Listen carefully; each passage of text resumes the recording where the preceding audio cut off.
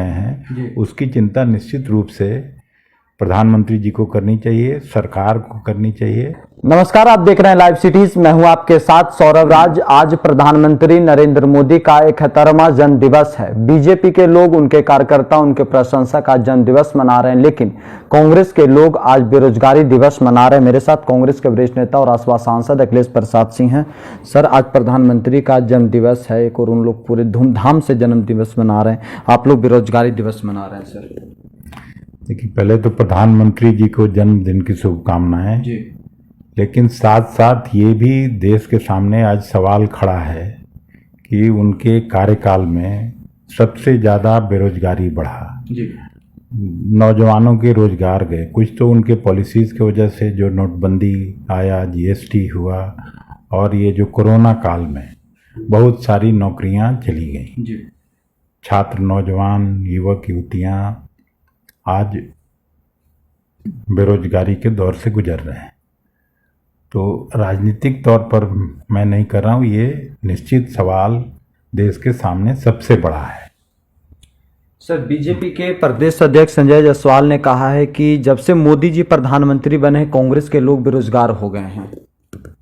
कांग्रेस के लोग बेरोजगार हो गए हैं, उनको इसमें खुश होना चाहिए जी। लेकिन जो देश के नौजवान बेकार और बेरोजगार हो गए हैं, उसकी चिंता निश्चित रूप से प्रधानमंत्री जी को करनी चाहिए, सरकार को करनी चाहिए, और ये बड़ा सवाल है।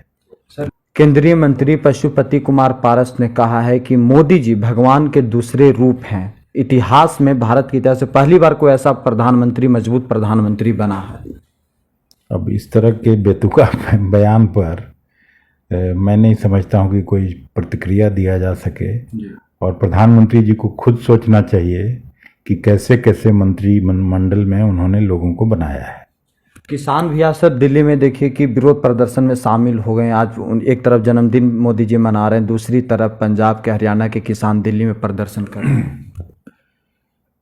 ये भी अपने आप में बड़ा सवाल है कि जो लोग प्रधानमंत्री बनाने में उनके सहयोगी थे, अकाली दल का मैं जिक्र करना चाह रहा हूँ, उनका सहयोगी दल था, उसके लोग मंत्रिमंडल में शामिल थे, और किसानों के मुद्दे पर न केवल उन्होंने समर्थन वापस लिया, बल्कि जो मंत्री थी उनके तरफ से उन्होंने भी इस्तीफा किया।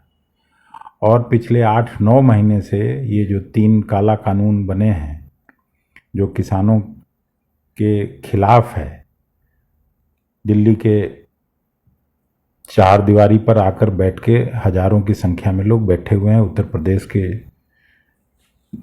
बॉर्डर पर लोग बैठे हुए हैं, और संवेदनहीनता का सरकार का पराकाष्ठा है कि सरकार उस तरफ ध्यान नहीं दे रही है। आने वाले दिनों में जब कभी उत्तर प्रदेश का चुनाव आएगा, परिणाम आएगा, तब इनको शायद समझ में आए। पंजाब का जब चुनाव आएगा, पंजाब में निश्चित रूप से 0 पर आउट होगी बीजेपी, और जो भी पिछले विधानसभा में संख्या थी वो समाप्त होगी। तब शायद जाके उनका समझ में उनको आएगा कि क्या हो रहा है। चलिए, शुक्रिया सर।